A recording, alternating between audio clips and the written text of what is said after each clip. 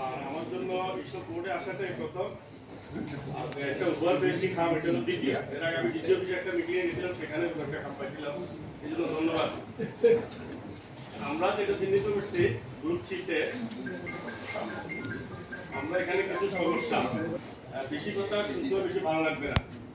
আর দুই হলো সঠিক পর্যায় ব্যবস্থাপনার অভাব, দুই হলো পর্যাপ্ত ফুটপাত এবং পার্কিং এর অভাব, শহরে যানজটের যে সমস্যাটা, আর ওটাও ঠিকমতো খোলাও হয় না। তারপর কমিউনিটি ক্লিনিক আছে, ওগুলোর অবস্থা শোচনীয়। এরপরে বেসরকারি উদ্যোগে আমার 35টা আমাদের পুরো জেলাতে হাসপাতাল আছে, ওগুলো দেখভাল করার অভাব রয়েছে।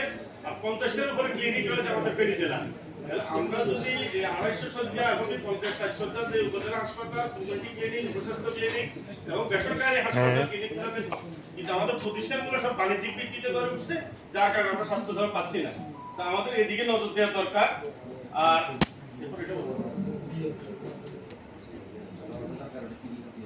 দলবদ্ধতার কারণে ক্ষতি হচ্ছে, অর্থনৈতিক ক্ষতি, মালামাল নষ্ট হয়ে যাওয়া। 24-এর বন্যাতে আমরা রাতে ঘুমেছি, সকালে উঠে দেখি যে খাট আমার দোতলা উঠে গেছে, ফ্রিজ বাঁচতেছে। এরপরে স্বাস্থ্য ঝুঁকি ও পরিবেশ দূষণ হচ্ছে। তারপরে রাস্তার ক্ষয়ক্ষতিটা হয়েছে, সব জলাবদ্ধতা হলে এটা ক্ষয়ক্ষতি আমরা সবাই জানি। শ্রম বন্টন নষ্ট হওয়া এবং জ্বালানি ব্যয় বৃদ্ধি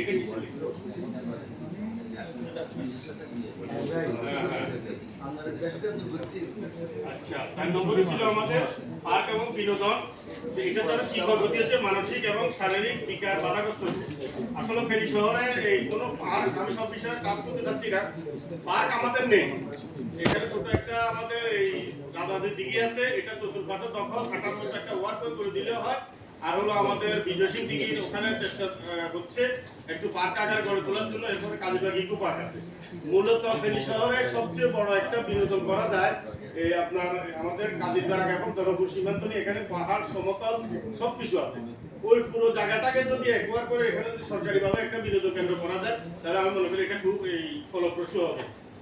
আর আমাদের এই সাংস্কৃতিক যে কর্মী আছে, আমাদের পলিটিক্যালি মিটিং করার জন্য আমাদের একটা ছিল শহীদ জহিরান হল, সেটা ভাঙার পরে আমার মনে হয় 2 যুগ 3 যুগ পার হয়ে গেছে। এটা মেরামতটা বিকল্পভাবে গড়ে ওঠার এখনো প্ল্যান হচ্ছে না।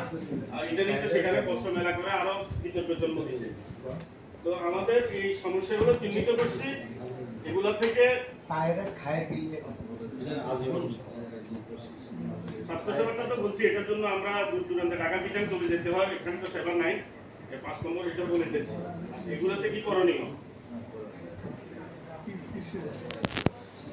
আর হলো খাল, ডোবা, নালা, নর্দমা ইত্যাদি ভরাট, বেদখল, এটা অন্যরাও বলছেন। আমরা এটার সাথে একমত। নদী খালের নাব্যতা কমে গেছে, যার কারণে টেকসই একটা বাঁধ নির্মাণ করার জন্য। আসলে শুধু খাল খনন করলে হবে না, খালের দুই পাশে বাঁধগুলো নির্মাণ করলে বাঁধগুলো যদি টেকসই হয় আর ওগুলোর প্রচুর চলাচলের মতো রাস্তা করে দেওয়া যায়, তাহলে সুবিধাও কমবে আর জনগণ এটা সুবিধা পাবে।